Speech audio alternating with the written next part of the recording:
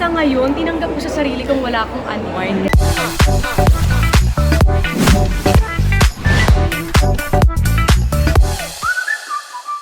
Unwind. Totoo lang, sa ngayon, tinanggap ko sa sarili kong wala akong unwind. Kasi everyday talaga, ito yung literal na sinasabi kong, ang dami mo bang gustong gawin, pero lulubog na yung araw, kailangan mo nang matulog.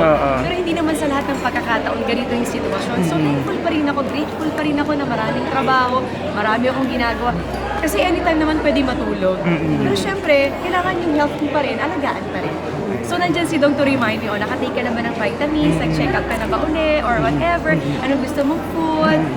So at least yung asawa ko is very, talaga, nandyan palagi para sa akin. Ako, mahilig yun sa mga notebook ngayon, tsaka yung mga paggawa ng mga bracelet.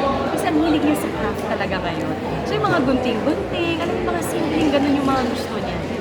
Parang lumalaki siyang very simple, hindi siya malupo, no? Mabuti naman. Mabuti naman. Pero ako nag-train yung anak mo na talagang lumaki siya very Malinaw sa kanya na ang bawat pagkilos at bawat pagdili ay pinagtatrabahuan ng perang kinikita.